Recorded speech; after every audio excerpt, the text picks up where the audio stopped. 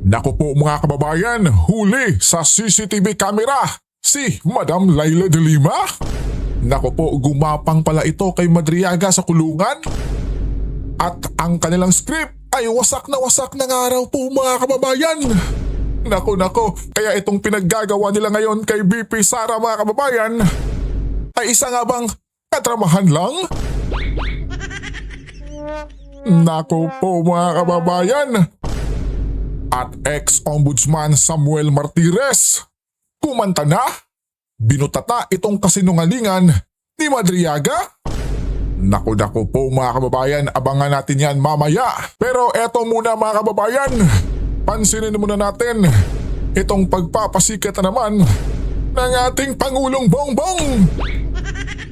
Naku po, tingnan nyo naman mga kababayan, nagbuhat na naman mga kababayan ng bigas. Sabay tawa, sabay hamon. At kasama pa si Mayor Isko mga kababayan. Naku, eto. Panoorin natin ang pasikat ng ating Pangulong Bongbong.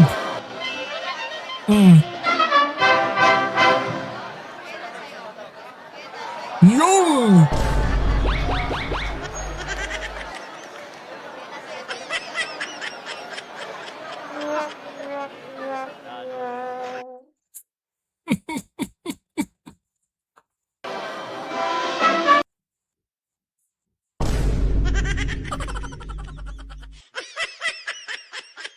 Grabe mga kababayan, naubo na lang tayo sa pagpapasikat ng ating Pangulo. Grabe, iba mga kababayan. Iba na yung lakas ng ating Pangulo mga kababayan. Sino yung nagpapakalat dyan ng fake news? Eto, sobrang lusog ng ating Pangulo. Ang bihira.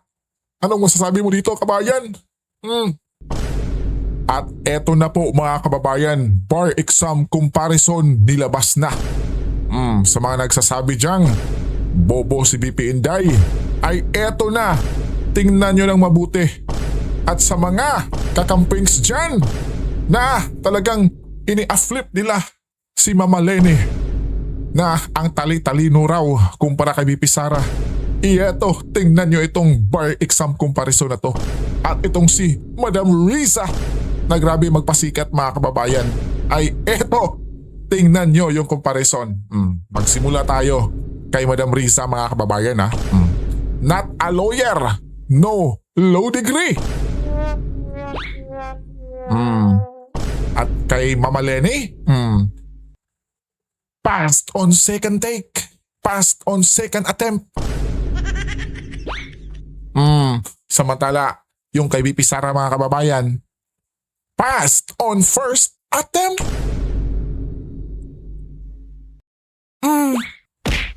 Ano kayo dyan mga kababayan? Ang score, 80% lang naman. Ano ngayon? Wala na. Panalo na si BP Inday mga kababayan. Comparison pa lang. Di po ba? Naku po, yan yung sinasabihan nila ng bobo mga kababayan. First take lang, sisiw na sisiw mga kababayan. At eto na nga po mga kababayan, nag-leak na walang takas timbog si Madam Laila at Madriaga. Naku po, basag ang script ni Madam Kong Luistro. Kamara, napahiya dito mga kababayan. Naku po, eto, panoorin natin hatid ni Pinas News Insider.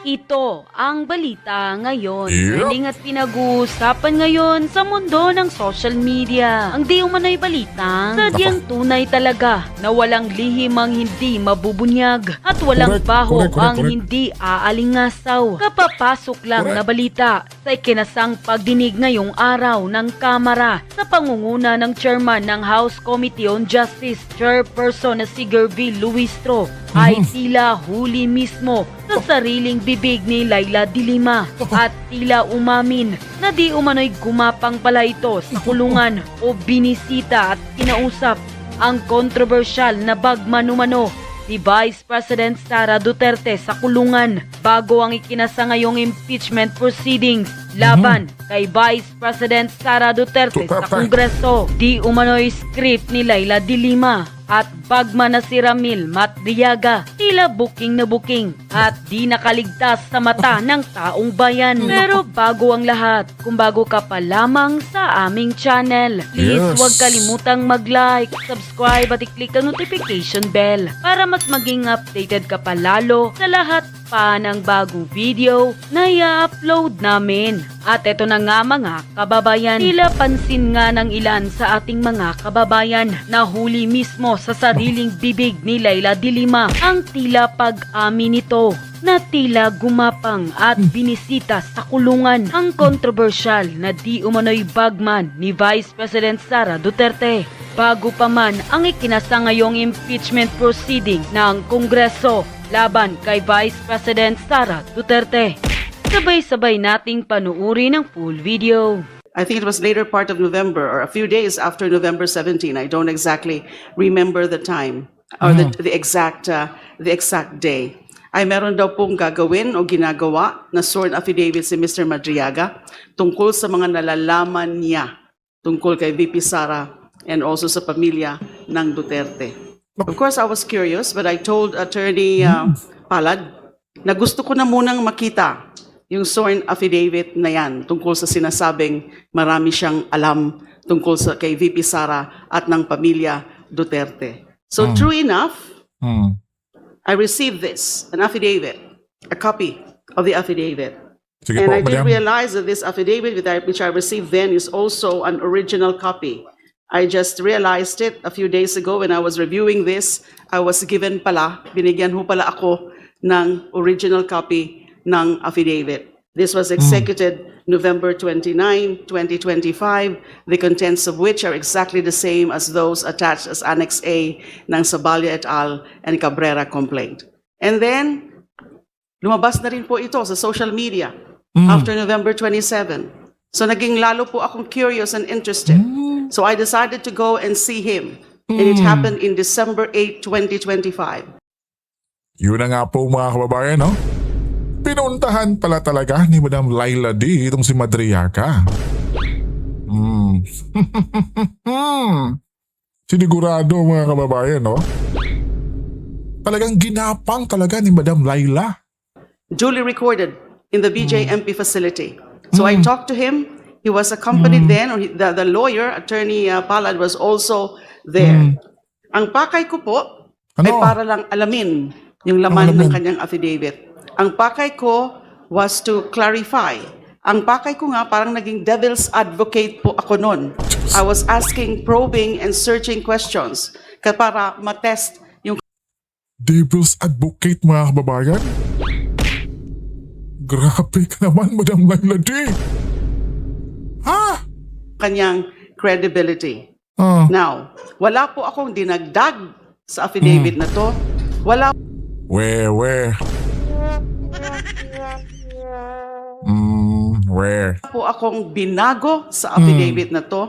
Wala po akong dinikta kay Mr. Madriaga tungkol sa affidavit na to.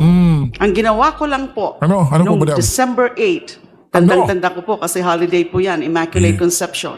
For 2 hours, I was there at the BJMP facility. As I said, duly recorded, merong CCTV. So that's all that I did. And that was the singular visit that I made to Mr. Madriaga. Hindi na po nasundan yan. So that was the first and last visit that I made to Mr. Madriaga on account of this affidavit. So, Madam Chair, we can probably ask Mr. Madriaga confirmation of what I said. Yung tungkol nga po ng pagpadala niya ng handwritten letter, tsaka subsequently pagdala niya ng affidavit, copy ng affidavit sa akin through his counsel, at yung pagbisita ko sa kanya one time in December 8, 2025. Is it your intention, Honorable Dilima, to submit the personal letter of Ramil Madriaga to you to this committee to form part of the records of this proceeding as well?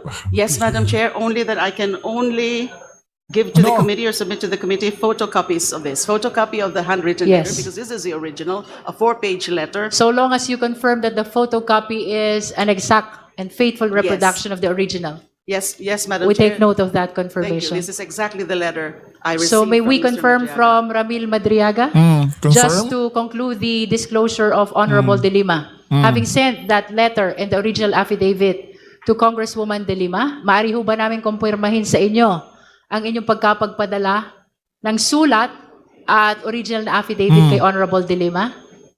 Mr. Madriaga? Ito na. Magandang tanghali po, Madam Chair, sa lahat. Opo, Madam Chair, kino-confirm ko po. Thank you. Thank you. Ibang klase mga kababayan, no? Grabe.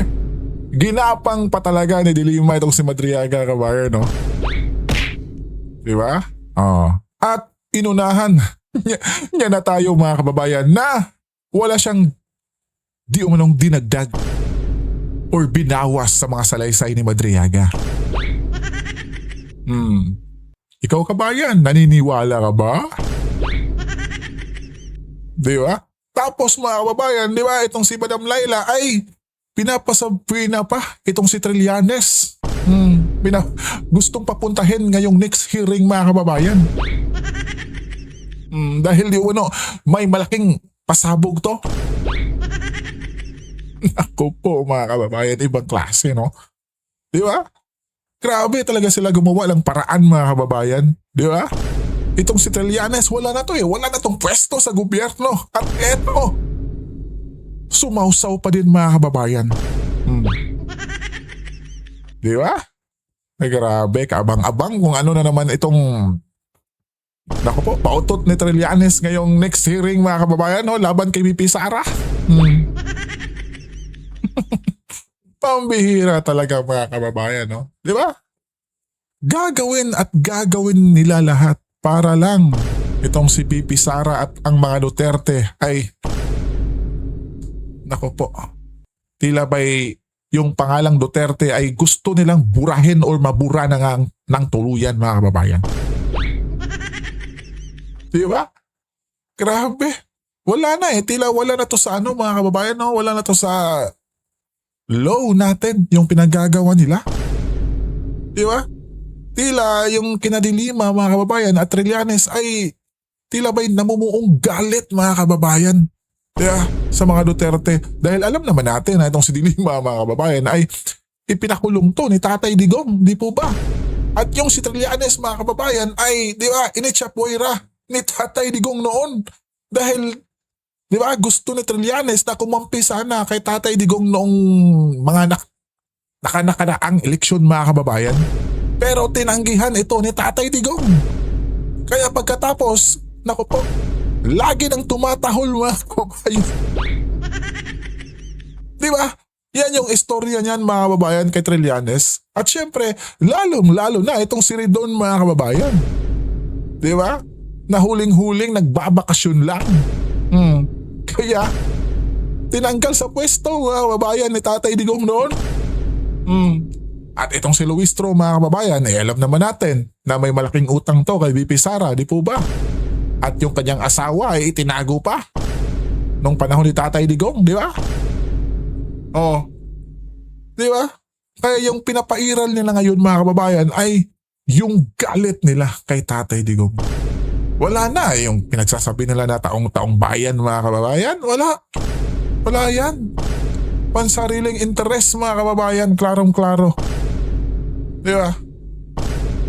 At eto na nga po mga kababayan, pakinggan natin si dating Ombudsman Samuel Martires, hatid ng DZRH News. Ay sa inyong mga tagapakinig. Opo, isang karangalan na kami po inyong paunlakan justice. Unang-una, kayo ay nagretiro na, nananahimik na, nagre-relax, kapiling ang mga mahal sa buhay. Ano ang inyong kagyat na naramdaman nung bigla na lamang banggitin ang inyong pangalan dito sa pagdinig na ito? Well, siyempre nagulat ako. Actually, tinawagan ako ng isang kaibigan ko na kung ako'y daw nakikinig ng hearing sa House of Representatives. Sabi ko, hindi. So, So sinabi niya na mayroong in-execute na supplemental affidavit si Madriaga at yun daw ay binabasa doon sa hearing ng Committee on Justice. So humingi ako ng screenshot sa kanya kung anong sinasabi sa affidavit, sa supplemental affidavit. Nabasa ko yun, parang nagulat ako na ba't nadamay ang pangalan ko. At pag binusisi mo yung allegation, pilit na sinama ko. Nakalagay, Ombudsman Samuel Martires or Ryan Kilala. Former President Rodrigo Duterte or Sara Duterte nagpadala ng pera. Sino talaga nagpadala ng pera? Si Presidente Duterte o si Vice President Sara? Sino ang binigyan niya? Si Samuel Martires o si Ryan Kilala? Yung original affidavit niya, meron siyang original affidavit which he executed sometime in November of 2025. Wala siyang binabanggit na Samuel Martires. Ang binanggit lang niya doon, nag-deliver siya ng pera, nandun sa trunk ng isang kotse. He was directed by the security guard to park in a specific area. Iniwanan niya doon, inilagay yung susi doon sa gulong ng sasakyan. Yung sasakyan na yon ay Vios. V-I-O-S. Vios ba yun? Vios. Vios. Toyota Vios. Opo. That was the original affidavit. Tapos nakita niya na pagkaalis niya, mayroong nagmaneho, inilabas yung Toyota Vios na yun sa ombudsman. Unang-una, walang parking area ang ombudsman para sa publiko. Okay. Wala kaming designated parking spaces doon. Pangalawa, at hanggang ngayon siguro, bawal pumarada sa harap ng building ng ombudsman. Yung sa harap sa looban. So paano siya papaparadahin ng gwardiya na ang nakakapasok lang sa loob ng compound ng ombudsman ay mga sasakyan na mayroong decal o mga government officials katulad ng mga congressman or ambassadors. Walang sino man na pribadong individual na nakakapasok. Maliban lang sa sinasabi niya, siya daw ay ahente ng National Security Advisor sa counterterrorism. But if you check the records of the National Security Office, there is no such name as Ramil Madriaga. Ito yung mga tao na hindi alam magsalita ng totoo. Ang alam na lang na sa buhay ay manira ng kanilang kapwa. Ako pinababayaan ko na ito, kaibigang Henry. Kasi nag-i-enjoy ako actually. Wala ako sa Metro Manila ngayon. Kanya nga po. Town. Opo. Oo. Galing ako sa isang baryo dito sa somewhere dito sa Cordilleras. Nag-enjoy ako sa Kamamarites. Sarap ng buhay ng Kanya lang, ng retiree. Kanya lang, Partner Justice, ang inyong pangalan ay matagal niyong pinakaingatan. Di naman may pagkakaila. Kaya iyan na kayo ay naging Associate Justice ng Korte Suprema at yan naman hong achievement na yan ay hindi ho basta-basta lamang po yan nakukuha sa madaling pamamaraan at kayo rin ay naging ombudsman. At ang masama nito kung kaya kayo talagang pinilit naming mahanap at makausap sapagkat may pamilya kayo, may mga anak kayo, may mga apo kayo na tila'y marahil naman ay mas nasasaktan at masasaktan pagka po hindi ito naitugma kung ano man yung paratang sa inyo. Gusto ko lang bigyan ng punto yung salitang or kanina na binabanggit ninyo. Ryan Kilala or Samuel Martires, Rodrigo Duterte or Sara Duterte, partner. Sa lingwahe ho ba ng batas, pag sinabing or, ano ho bang kahulugan yan? Hindi ka sigurado? Hindi mo tiyak? Ano ho bang interpretasyon dyan? Sa madaling, sa sa ordinaryong English grammar, parang hindi ka sigurado. So sino nagbigay sa kanya? Rodrigo Duterte o si Sara Duterte? Minsan lang siya pinag-deliver ng pera, sabi niya doon sa original affidavit. So sino nagpadala? Si Rodrigo o si Sara? Sino ang pinabibigyan? Si Samuel o si Ryan? Wala siyang sinasabi, walang ebidensya. Ang kinasasama ko lang ng loob, at ito'y sasabihin ko ng lantaran ngayon. Yung House Committee on Justice should have first read the affidavit of Ramil Madriaga. Sana tiningnan muna nila alin sa mga allegations sa affidavit ang natutugma sa impeachment complaint labang kay VP Sara Duterte. Those allegations that has nothing to do with the allegations in the impeachment complaint dapat hindi pinabasa. So anong nangyari rito? Parang isang fishing expedition na tinatawag namin na mga abogado. Fishing expedition. Naghahagilap ka ng isda para sa isang malaking lambat baka sakaling makabingwit ka ng isda. Ang problema, kuminsan, ang nakukuha mga butete. Okay? In legal parlance, what you actually uncover in fishing expeditions are wrongdoings that has nothing to do with a specific complaint that is before your committee. Alright. Yun lang ang kinaano ko. Si Congresswoman Luistro, didiretson ko na dahil siya naman ang chairperson. Opo. Hindi niya sana hinayaan ito. Hindi niya sana hinayaan ito dahil ang nangyayari ay sinira ni Madriaga ang integridad ng maraming tao nang wala namang ebidensya. At hindi naman ninyo kaabat-usap sa impeachment complaint? Wala naman. Katulad ng sinasabi niyang pinadalan ako ng pera. O si Ryan kilala. Ano yun?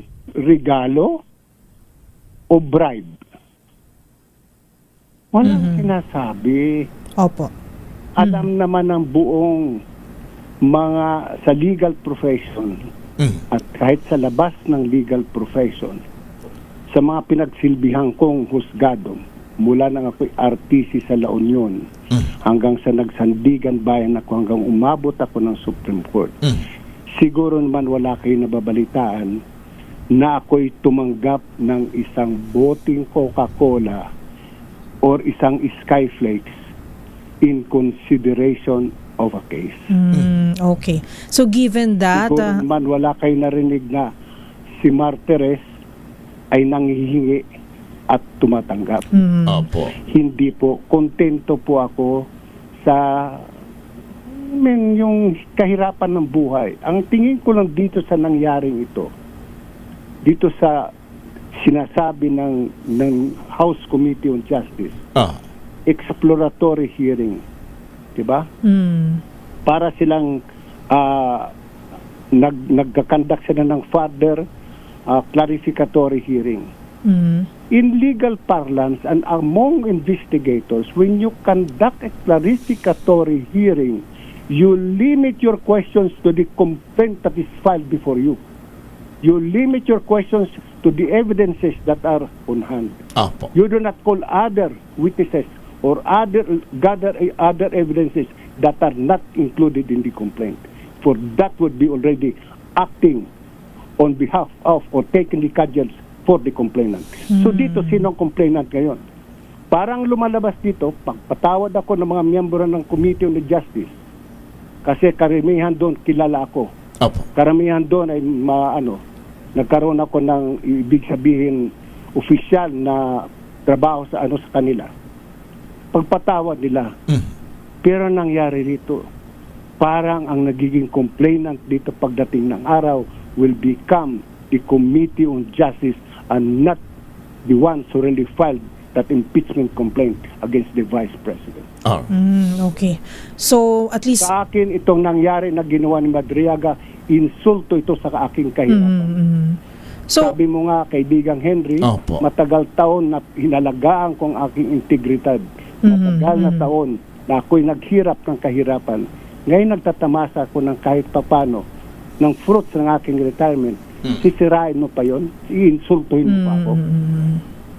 so, Justice, ano sa tingin ninyo, at marami na rin siguro ang nagtatanong, ano po ba ang motibo? Bakit idinawit ang inyong pangalan nitong si Ginoong Ramil Madriaga? Nako, kaibigan, kung alam ko lang kung anong motibo nila, hanggang ngayon hindi ko pa rin masagot. Ang pabirong sagot ko na lang siguro naiinggit sila dahil gwapo ako, sila hindi.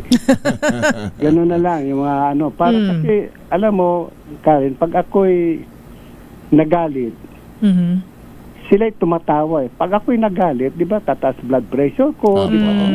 Correct. Samantalang itong mga taong sinisiraan ako'y tumatawa ng tumatawa.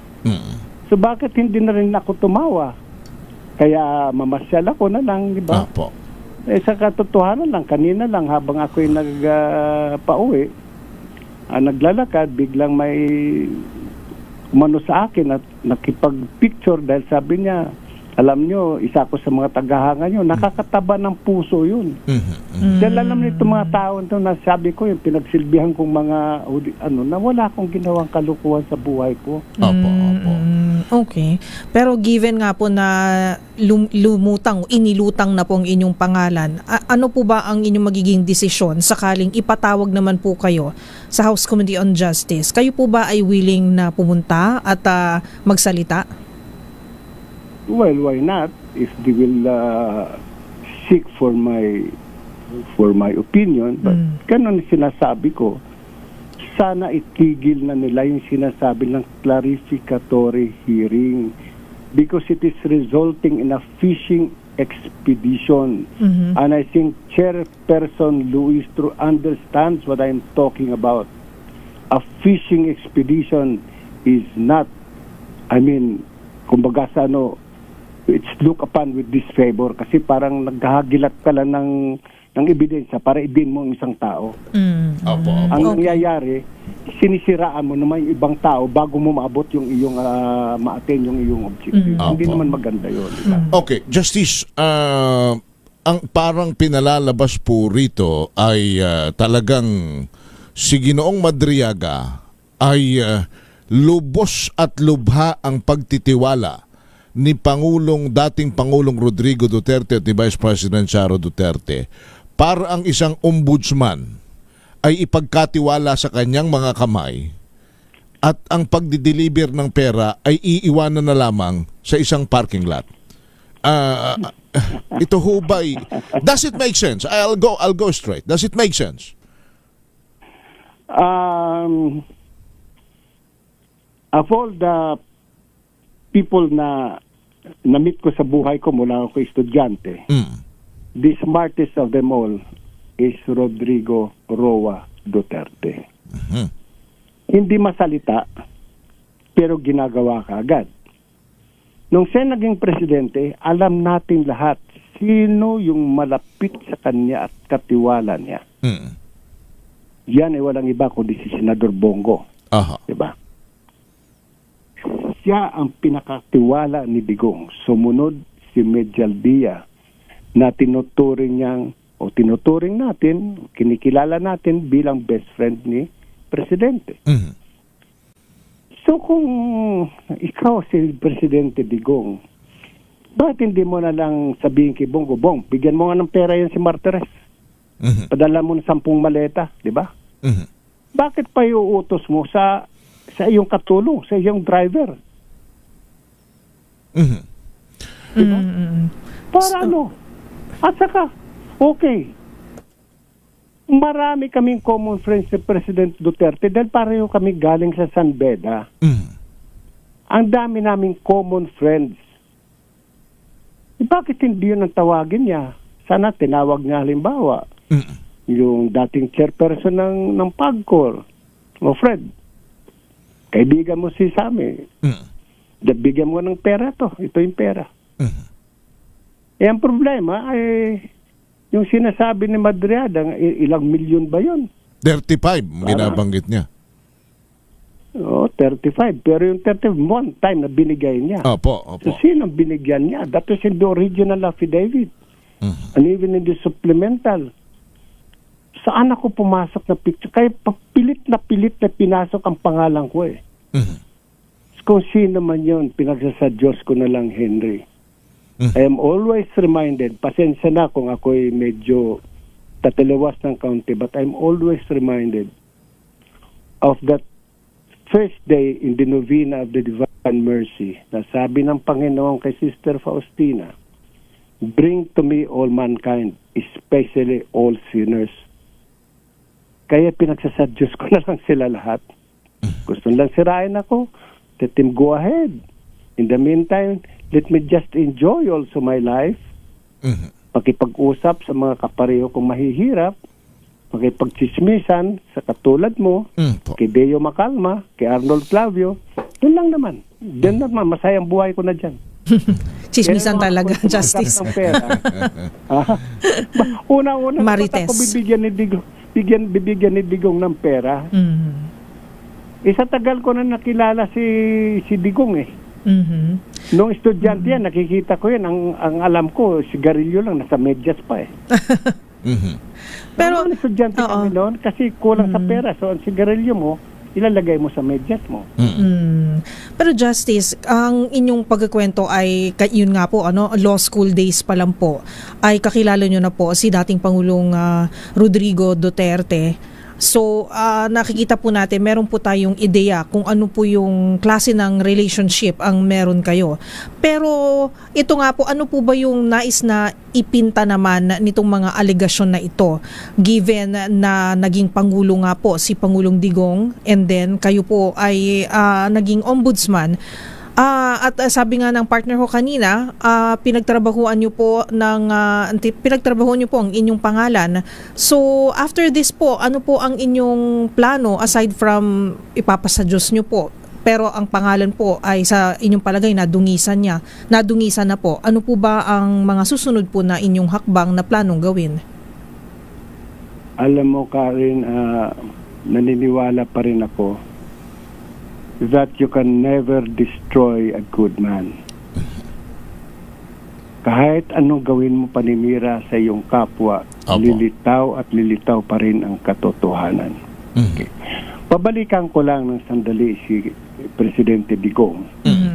Nung kami estudyante, I'd never been close to him. Nakikita ko lang siya kasi senior sa akin eh. Kikita ko lang siya at paglalabasan namin sa mga classrooms, nakikita ko nagsisigarilyo siya, ganun. But I had never had the chance to talk to him when we were students. Na maging mayor siya, nalaman ko naging mayor. Nakausap ko lang si Mayor Digong nung nasa Sandigan Bayan na ako at kami naghihiring sa Davao. Okay? Kasi nangungumbida palagi yan ng dinner sa mga justices na pumupunta, naghihiring sa Davao. Nangungumbida yan. So siguro nakadalawa-tatlong dinner ako sa kanya, ang kasama ko si Justice Sandoval, Edenberto Sandoval, Justice Villaruz. Doon lang ang pagkakakilala ko sa kanya. Nagulat na lang ako na nung siya'y naging presidente, pinasabihan niya ako. Nasabihin niyo kay Martires, mag-apply sa Supreme Court at gusto ko siyang una kong appointee sa Korte Suprema. I was surprised. Okay. Kasi hindi talaga ako malapit sa kanya. In fact, when I was already with the Supreme, from the time he appointed me sa Supreme Court hanggang ombudsman, 2 beses lang kami nagkausap. And you never ask anybody nor you to lobby for that position? I did not. No, wala akong nilapitan kahit sino. So lahat sila nagulat kung bakit ako ang pinili ni Digong. Apparently, nagulat ako. Apparently po, tumatak po kayo sa kanya. Siguro, kasi after I took my oath, actually before I took my oath, sinabi ko sa kanya, Mr. President, baka ho nagkamali kayo ng pagkaka-appoint sa akin. Hindi Apo. pa naman ho ninyo bawiin. Hindi, sabi niya, hindi. Sige na, kasi kagigising, ano lang niya, that was about 12 o'clock. Noon, eh. Sige na, sabi niya. So, take oath ako. After that, mag-take oath ako in the presence of Justice Hernandez and my wife and some reporters. Sinabi ko sa kanya, Sir, kung sakali man may rinig kayo na ako'y tumanggap ng pera in consideration of a case o tatanggap ng pera ngayon nasa Supreme Court ako, just call me and I will resign. Alam mo, sagot sa akin, na ito'y pinagmamalaki ko. Sagot sa akin, kaya nga kita in-appoint, kilala kita. At marahil Hindi ko gawin yan. na-profile naman na kayong mabuti bago kayo. Siguro nga. Kasi, sabi ko, hindi naman ako nag-volunteer na mag-apply sa Supreme Court eh. Opo. Alam yan ng mga justices ng Sandigan na wala akong balak. I was already prepared to retire doon sa Sandigan Bayan. Opo. At kayo ngayon, Pinipilit nila ako. at partner, binabanggit nga ni Ombudsman, ni Justice Martires na simula pa siya maging RTC hanggang siya umabot dito, wala namang nag-complain, wala namang lumutang, wala ring magugugel. Siguro yung Google naman napakabangis, AI napakabangis naman nito, Samuel. Justice Samuel Martires, sir. Palagay ko ho ay kung may anumang record kayo lumabas na sa pagsisiyasat at sa research, lalo na ho ng mga mapanuring netizens. Siguro kasi ang numero uno ng mga chismoso sa profesyon namin ay mga abogado rin eh. So, at hindi lang abogado kasi ganito lang naman yan sa buhay eh. Sa mga practicing lawyers, magtatanong kasi sino ba yung judge na yan, lalo na yung mga hindi pa kilala. Ayan si Judge Martires. Ano ba yan? Ay pare, pag kausapin mo lang yan. Bigay ka lang, ano ba yung kaso mo? Sinabi mo, collection case. Pamangakuhan mo lang, bibigyan mo ng 10%. Ganon. Yung iba naman sasabihin sa'yo, ibang judges, pag tinanong mo, sasabihin ka agad sa'yo, puta pare, delikado ka dyan. Diba? Huwag ka magtatangka, napakahigpit yan. Opo. Justice, judging not by his character or by kung sino man siya, kung ano man ang kanyang kaso, but judging by his affidavits, ano ang sa tingin ninyong kahahantungan nitong paggamit ng bilang testigo kay Madriaga? If you may answer, Justice. If you are going to use the affidavit of Madriaga, Apo. wala akong nakikitang impeachable offense doon sa sinasabi ni Madriaga. So ano po ito? Anong What is the purpose of what the is the purpose? affidavit? In the weight. Hindi ko alam. Because yung sinasabi ginastos yung confidential fund na mayroon din report kanina na nabasa ko na dinisallow yung liquidation ng Office of the Vice President amounting to about more than 70 million. It's not an impeachable offense. Pinababalik lang sa kanila yung pera. It's not a crime. Saka kala naman kakasuhan ng COA pag hindi ka nakapagbalik ng pera. So, doon, aywan ko, babasahin ko yung kanyang affidavit. Doon sa allegations, wala akong nakikitang impeachable offense. Culpable violation of the Constitution. Napakabigat noon. So, hindi ko alam bakit ito presenta si Madriaga para ano? Para lang sirain ang mga taong babanggitin niya. Para sirain ang integridad ng mga tao na yun lang ang kanilang tanging yaman. Para ano? Hindi ko maintindihan. I was also watching kanina yung isa sa mga reels, yung kay Congressman Rufus Rodriguez. And he was against the presentation of Madriaga. Sabi niya polluted. Sabi niya polluted ang testimony. Bakit mo papayagan ng isang kriminal mag-testify? All right. Justice, last question from my end. Sa harap ng inyo pong pamilya, ng inyo pong mga kaibigan at sa harap ng bayan, ano po ang inyong gustong sabihin? Sa mga taong alam ko, sa pamilya ko, sa mga nakakakilala sa akin, alam kong hindi sila naniniwala sa sinasabi ni Ramil Madriaga tungkol sa akin. Ang unang hindi maniniwala sa sinasabi ni Madriaga ay ang aking asawa. Kasi kung totoo man yung sinasabi ni Madriaga, malalaman ng asawa ko. Okay. Pangalawa, saan ko naman itatago yung 35 million na yan? Ang pera ko, kung mayroon man akong pera, kaya kong i-justify saan ang galing ang aking pera. So sa mga hindi sa akin nakakakilala, magtanong na lang ho kayo sa mga nakakakilala sa akin kung sino ho ako. Siguro ho, suplado ako. Ganon. Siguro nga mahigpit ako. Siguro nga pag ako'y nagagalit, naninigaw ako. Pero alam nila na hindi ako basta-basta nagagalit pag wala namang dahilan. Iniiwasan kong magalit lalo na dito sa mga nangyayaring ito. And to Matanda na ako, gusto ko lang maging masaya. Apo. And to Madriaga and to whoever is using him, pagkat may mga lumalabas ngayon na tila mayroong nagpapatakbo sa kanyang testimonya, sa kanyang pagharap sa Kongreso. Ano po naman ang gusto ninyong iparating?